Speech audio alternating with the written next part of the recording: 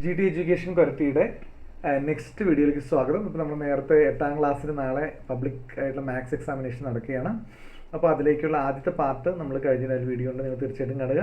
അപ്പോൾ ഇതിൻ്റെ രണ്ടാമത്തെ പാർട്ടാണ്, അതായത് 4 മാർക്ക്, ഏറ്റവും കൂടുതൽ മാർക്ക് ചോദിക്കുന്ന ഭാഗ്യം രണ്ടാമത്തെ പാർട്ടാണ്. 4 മാർക്കാണ് ഇവിടെ ഓരോ ചോദ്യങ്ങൾക്കും. അപ്പോൾ ആദ്യമായിട്ടാണ് വീഡിയോ കാണുന്നതെങ്കിൽ ചാനൽ തീർച്ചയായിട്ടും സബ്സ്ക്രൈബ് ചെയ്യുക, കമൻറ്റ് ചെയ്യുക, മറ്റെല്ലാ കുട്ടികളിലേക്കും ഷെയർ ചെയ്യുക. മാത്സ് എല്ലാവർക്കും നല്ല എളുപ്പമുള്ള ഇതായിട്ട് മാറട്ടെ എന്ന് ആശംസിക്കുന്നു. അപ്പോൾ അടുത്ത 12ാമത്തെ ചോദ്യം എന്ന് പറയുന്നത് 4 മാർക്കിൻ്റെ ചോദ്യമാണ്. 3 equal rhombus are drawn as shown below. Draw the figure with given measurements.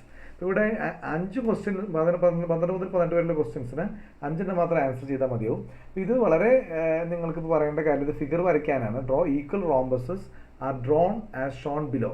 3 equal rhombus are ഇപ്പോൾ ഇവിടെ തന്നിട്ടുണ്ട്. Draw the figure with given. ഈ മെഷർമെൻറ്റ്സ് വെച്ചിട്ട് ഈ ഫിഗർ വരയ്ക്കേണ്ട കാര്യം മാത്രമേ ഉള്ളൂ. അത് നിങ്ങൾക്ക് വരയ്ക്കാനായിട്ട് പറ്റും എന്നുള്ളതുകൊണ്ട് നമ്മളത് എക്സ്പ്ലെയിൻ ചെയ്യുന്നില്ല. ഓക്കെ, ഇനി അടുത്ത ചോദ്യം, 13ാമത്തെ ചോദ്യം. Electricity consumption of 30 families in A locality are given in the table below. Draw A histogram. ഇപ്പോൾ ഹിസ്റ്റോഗ്രാം വരയ്ക്കാനാണ്. അതും വളരെ സിമ്പിളാണ്. നമ്മുടെ ഗ്രാഫാണ്. 100 to 200 ഫാമിലീസ് 5. അത് നിങ്ങൾക്ക് ഈസി ആയിട്ട് വരയ്ക്കാനാണ്. എക്സ് വൈ എടുക്കുക, അതിൽ ഓരോ സെൻറ്റിമീറ്റർ വീതം വരയ്ക്കുക, എടുത്തിട്ട് നിങ്ങളിത് മാർക്ക് ചെയ്യുക, അത് ഈസി ആയിട്ട് വരയ്ക്കുക. അപ്പോൾ അതുകൊണ്ട് അത് നിങ്ങൾ നോക്കുക. എന്തെങ്കിലും ഡൗട്ട് ഉണ്ടെങ്കിൽ കമൻറ്റ് ചെയ്യുക, തീർച്ചയായിട്ടും നമുക്ക് അതിൻ്റെ സൊല്യൂഷൻ തരുന്നതായിരിക്കും. ഇനി 14ാമത്തെ ചോദ്യം, പ്രോഫിറ്റ്, നമ്മുടെ ഇൻട്രസ്റ്റ് പെർസെൻറ്റേജിലെ ചാപ്റ്ററാണ്. Anu deposited 10,000 in a bank, compounding interest at 10% per annum. After 2 years, she deposited another 10,000. How much amount will Anu get at the end of the 3rd year? അപ്പോൾ ഈ ചോദ്യത്തിൻ്റെ ഒരു മീനിങ് ആദ്യം മനസ്സിലാക്കുക. ചോദ്യം കൃത്യമായിട്ട് മനസ്സിലാക്കിയാലാണ് മാത്സ് നമുക്ക് ആൻസർ ചെയ്യാൻ പറ്റുക. അനു 10,000 രൂപ ബാങ്കിൽ കോമ്പൗണ്ടിങ് ഇൻട്രസ്റ്റ് നിരക്കിൽ 10% നിരക്കിൽ ഡെപ്പോസിറ്റ് ചെയ്തു. 2 വർഷത്തിന് ശേഷം മറ്റ് ഒരു 10,000 രൂപ കൂടി, ഷി ഡെപ്പോസിറ്റഡ് അനദർ 10,000 rupees, മറ്റൊരു 10,000 deposit. How much amount will Anu get at the end of 3rd year? 3rd yearൽ അനുവിന് എത്ര എമൗണ്ട് കിട്ടും എന്നുള്ളതാണ് നമ്മുടെ ചോദ്യം വരുന്നത്. അപ്പോൾ നമുക്ക് ഈ ചോദ്യത്തിലേക്ക് കിടക്കാനായിട്ട് നമുക്ക് നോക്കാം.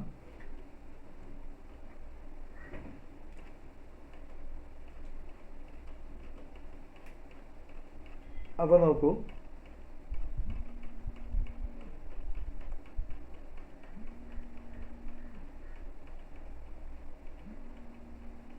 അപ്പോൾ ഇതിൽ P1 എന്ന് പറയുന്നത് നമ്മൾ 10,000 ആണ്. ഓക്കെ, ഇതിൽ ഇൻട്രസ്റ്റ് എന്ന് പറയുന്നത് ആദ്യത്തെ വർഷത്തെ ഇൻട്രസ്റ്റ്, അതായത് 10% ആണ് ഇൻട്രസ്റ്റ്. അപ്പോൾ 10,000 × 10/100 ദാറ്റ് ഈസ് 1000 ആണ് വരുന്നത്. അപ്പോൾ നെക്സ്റ്റ് ഇയറിലേക്ക് P2 എന്ന് പറയുന്നത് ഈ 10,000ഉം ഇൻട്രസ്റ്റ് ആയി 1000ഉം കൂടി വരുമ്പോൾ 11,000 വരും. ഓക്കെ, അപ്പോൾ 11,000 പോയിൻ്റാണ് കാണിച്ചിരിക്കുന്നത് കേട്ടോ. ഓക്കെ, ഇനി സെക്കൻഡ് ഇയറിൽ ഇൻട്രസ്റ്റ് എന്താണ്? 11,000ൻ്റെ 10% ആണ് കാണേണ്ടത്. 11,000 × 10/100. അപ്പോൾ ഇവിടെ 2 0 കട്ട് ചെയ്ത് പോകും. അപ്പോൾ 110 × 10 ദാറ്റ് ഈസ് 1,100 എന്ന് കിട്ടും. അപ്പോൾ മൂന്നാമത്തെ വർഷത്തേക്കുള്ള P3 എന്ന് പറയുന്നത് എന്താണ്? ഈ P2ൻ്റെ ഒപ്പം ഇൻട്രസ്റ്റ് ആയിട്ടുള്ള 1,100 കൂടി ആഡ് ചെയ്യണം. അപ്പോൾ നമുക്ക് എന്ത് വരും? 12,100 കൂടി 100 ആയിട്ട് വരും. അപ്പോൾ എമൗണ്ട് ഡെപ്പോസിറ്റ് ചെയ്ത് 10,000 ആണ്. 2 വർഷത്തിന് ശേഷം നമ്മുടെ എമൗണ്ട് എന്തായിട്ട് മാറും? എമൗണ്ട് നോക്കൂ, how much amount will Anu get at the end of the 3rd year? 3rd yearൽ നമുക്ക് അനുവിന് കിട്ടുന്ന എമൗണ്ടാണ് നമ്മൾ കൂട്ടിയിട്ട് ഇവിടെ കിട്ടിയിരിക്കുന്ന എമൗണ്ട് എന്ന് പറയുന്നത്. ഓക്കെ, ഇനി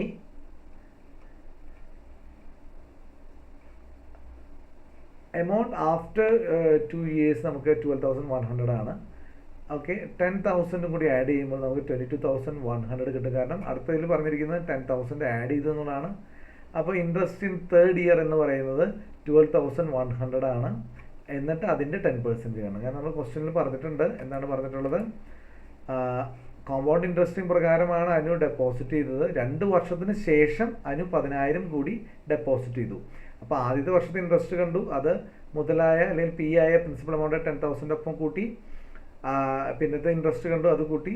പിന്നെയാണ് 10,000 ഡെപ്പോസിറ്റ് ചെയ്തിരിക്കുന്നത്. അപ്പോൾ 22,100 × 10/100 3rd yearൽ. അപ്പോൾ അതിൻ്റെ ഇൻട്രസ്റ്റ് എന്ന് പറഞ്ഞാൽ 2,210 വരും. അപ്പോൾ ലാസ്റ്റ് ഇയറിൽ 3 വർഷം കഴിഞ്ഞ് ഇത് വിത്ഡ്രോ ചെയ്യുമ്പോൾ അനുവിന് 22,100 പ്ലസ് 2,210 അടക്കം 24,310 കിട്ടും. എല്ലാവർക്കും വളരെ എളുപ്പമായി മനസ്സിലാക്കി. നമുക്ക് ക്യുമുലേറ്റീവ് ഇൻട്രസ്റ്റിൻ്റെ ഇക്വേഷൻ വെച്ച് ഇത് ചെയ്യാവുന്നതാണ്, പക്ഷേ അതിനേക്കാൾ എളുപ്പം ഇതായതുകൊണ്ടാണ് നമ്മളിവിടെ ഇത് വർക്കൗട്ട് ചെയ്തിരിക്കുന്നത്. ഓക്കെ, ഇനി നമുക്ക് 15ാമത്തെ ക്വസ്റ്റ്യനിലേക്ക് പോവാം. ഇതും വളരെ ചോദിക്കാൻ ചാൻസ് ഉള്ള ചോദ്യങ്ങളാണ്. The perimeter of A rectangle is 48 centimetres. The ratio between the length and breadth is 5:3. Fine length plus breadth. അപ്പോൾ നിങ്ങൾ ഈ ചോദ്യം നോക്കുമ്പോൾ ഒരു റെക്ടാംഗിൾ ഒന്ന് വിഷ്വലൈസ് ചെയ്യാം. റെക്ടാംഗിളിൻ്റെ പെരിമീറ്റർ എന്ന് പറയുന്നത് റെക്ടാംഗിളിൻ്റെ ലെങ്ത്ത്, 2 ലെങ്ത് ഉണ്ട് റെക്ടാംഗിളിന്, ഓപ്പോസിറ്റ് സൈഡ്സ് 2 ലെങ്ത്ത് 2 ബ്രെഡ്ത്ത് ഉണ്ട്. അപ്പോൾ ഈ 2 ലെങ്ത്തും 2 ബ്രെഡ്ത്തും കൂടി കൂട്ടുമ്പോൾ കിട്ടുന്നതാണ് പെരിമീറ്റർ ആയിട്ടുള്ള 48 സെൻറ്റിമീറ്റേഴ്സ്. എന്നിട്ട് പറയുകയാണ് ഇതിൻ്റെ റേഷ്യോ എന്ന് പറയുന്നത് 5:3. ആദ്യത്തെ ചോദ്യം ലെങ്ത്ത് പ്ലസ് ബ്രെഡ്ത്ത് കാണാനാണ് ചോദ്യം വരുന്നത്. അപ്പോൾ നമുക്കറിയാം പെരിമീറ്ററിൽ 48 സെൻറ്റിമീറ്റർ, ലെങ്ത് ഇസ് ടു ബ്രെഡ്ത്തിൻ്റെ റേഷ്യോ 5:3.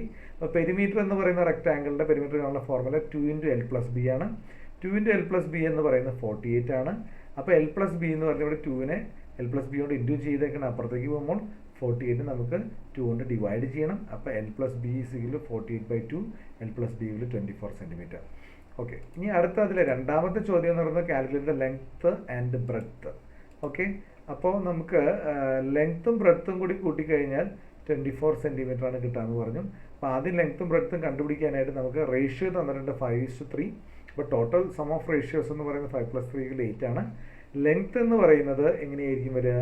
മൊത്തം പെരിമീറ്ററിൻ്റെ 5/8, അതായത് മൊത്തം പെരിമീറ്റർ 24 ആണ്. അതിന് നമുക്ക് ഒരു 8 ഭാഗമായിട്ട് നമുക്ക് ഇതിനെ ചെയ്യാം, കാരണം സം ഓഫ് റേഷ്യോസ് 5 + 3 ആണ്. ലെങ്ത്ത് എന്ന് പറയുന്നത് 5/8 ആണ്. അപ്പോൾ ലെങ്ത്ത് എന്ന് പറയുന്നത് ലെങ്ത്തിൻ്റെ റേഷ്യോ എന്ന് പറയുന്നത് 5/8 ആണ്. അപ്പോൾ ലെങ്ത്ത് എന്ന് പറയുന്നത് 24 × 5/8. അപ്പോൾ ഇവിടെ 8ൽ 24ൽ 8 3 പ്രാവശ്യം മുകളിൽ 3 വരും, താഴെ 1 വരും. 3 × 5 15 സെൻറ്റിമീറ്റർ. ബ്രെഡ്ത്ത് ബ്രെഡ്ത്ത് എന്ന് പറയുന്നത് 24 × 3/8 ആണ്. ഇതുപോലെ തന്നെ, കാരണം ബ്രെഡ്ത്തിൻ്റെ റേഷ്യോ എന്ന് പറയുന്നത് 3 ആണ്. അപ്പോൾ നമുക്ക് ഇതിൻ്റെ ടോട്ടൽ ഇതായിട്ട് കമ്പയർ ചെയ്യുമ്പോൾ ബി എന്ന് പറയുന്നതിൻ്റെ റേഷ്യോ 3/8 ആണ്. അപ്പോൾ 24 × 3/8 ടോട്ടൽ പെരിമീറ്റർ ആയിട്ട് കമ്പയർ ചെയ്യുമ്പോൾ 24 × 3/8 = 9 കിട്ടും. കാരണം 8 ഒരു പ്രാവശ്യം, 24ൽ 8 3 പ്രാവശ്യം, 3 × 3 9 സെൻറ്റിമീറ്റർ. ഇനി ഇതിൻ്റെ മൂന്നാമത്തെ ചോദ്യം നമുക്ക് നോക്കാം. If the breadth is increased by 1 centimetre, find the ratio between the length and breadth. അപ്പോൾ നമുക്ക് എന്താണ് ഈ ചോദ്യത്തിൽ നമുക്ക് ബ്രെഡ്ത്ത് 1 സെൻറ്റിമീറ്റർ കൂട്ടിയിരിക്കുകയാണ്. ബ്രെഡ്ത്ത് 1 സെൻറ്റിമീറ്റർ കൂട്ടിയിരിക്കുകയാണ്. അപ്പോൾ ബ്രെഡ്ത്ത് 1 സെൻറ്റിമീറ്റർ കൂട്ടുമ്പോൾ നമുക്കറിയാം ബ്രെഡ്ത്ത് 9 ആണ് കിട്ടിയത്. അപ്പോൾ ബ്രെഡ്ത്ത് 1 സെൻറ്റിമീറ്റർ കൂട്ടുമ്പോൾ ബ്രെഡ്ത്ത് 10 കിട്ടും. ലെങ്ത്ത് അതുപോലെ തന്നെയാണ്, 15 തന്നെയാണ്. അതിലൊന്നും കൂട്ടുന്ന കാര്യമൊന്നും പറഞ്ഞിട്ടില്ല. 15:10 ആണ് റേഷ്യോ വരെ.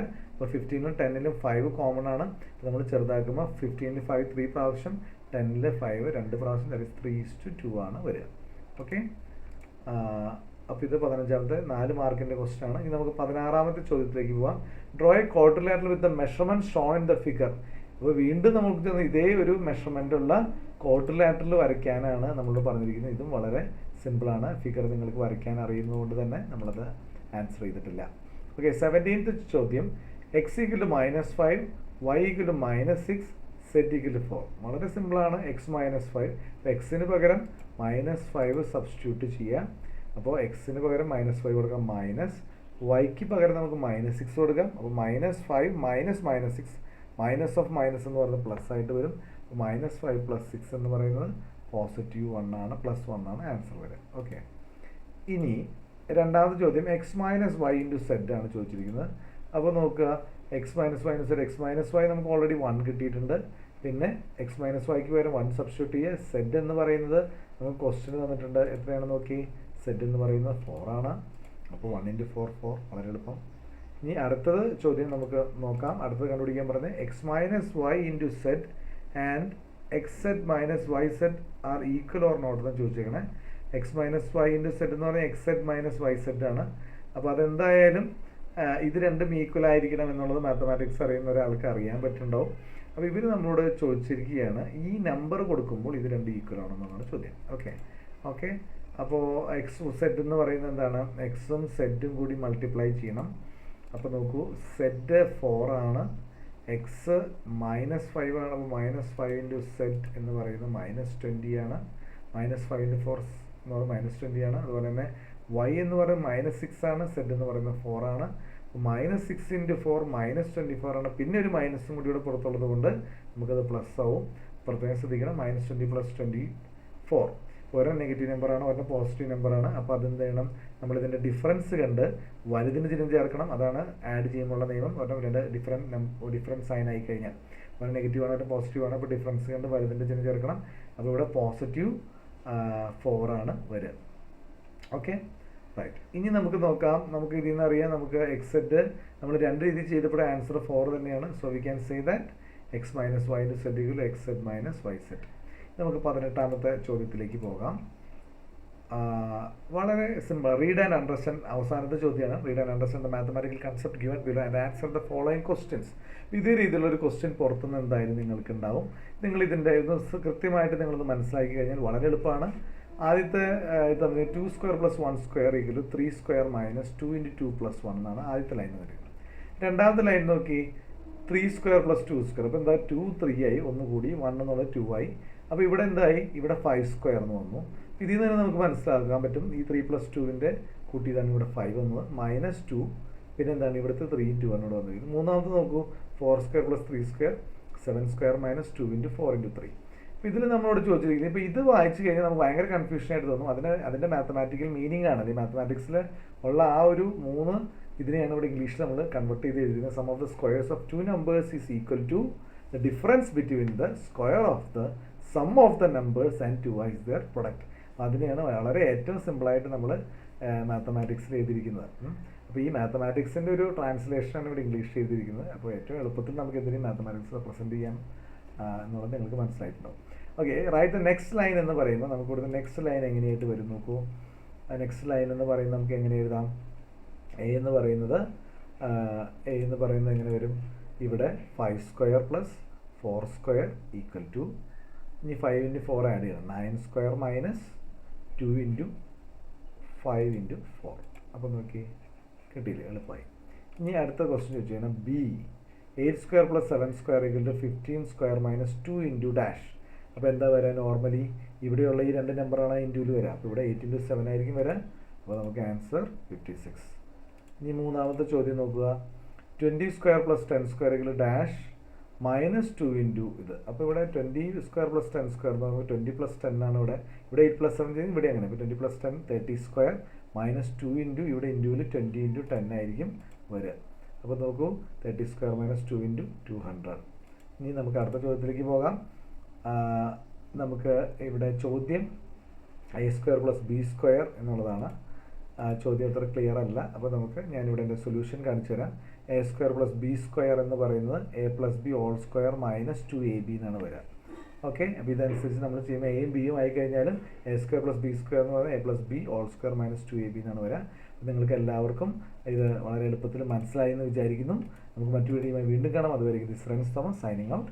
ആദ്യമായിട്ട് ചാനൽ കാണുന്നവർ തീർച്ചയായും സബ്സ്ക്രൈബ് ചെയ്യുക. മാക്സിമം കുട്ടികളിലേക്ക് ഇത് ഷെയർ ചെയ്യുക. എല്ലാവർക്കും ഇത് ഉപകാരപ്പെട്ട് ഇതിൽ ഭൂരിഭാഗം ക്വസ്റ്റ്യൻസ് റിപ്പീറ്റ് ചെയ്യാനുള്ള സാധ്യതയുമുണ്ട്. അപ്പോൾ മാത്സ് പരീക്ഷയ്ക്ക് എല്ലാവർക്കും നല്ല മാർക്ക് വാങ്ങാനും അടുത്ത വർഷം 9th നന്നായിട്ട് പഠിക്കാനും സാധിക്കട്ടെ എന്ന് ആശംസിച്ചുകൊണ്ട് ഈ വീഡിയോ നിർത്തുന്നു.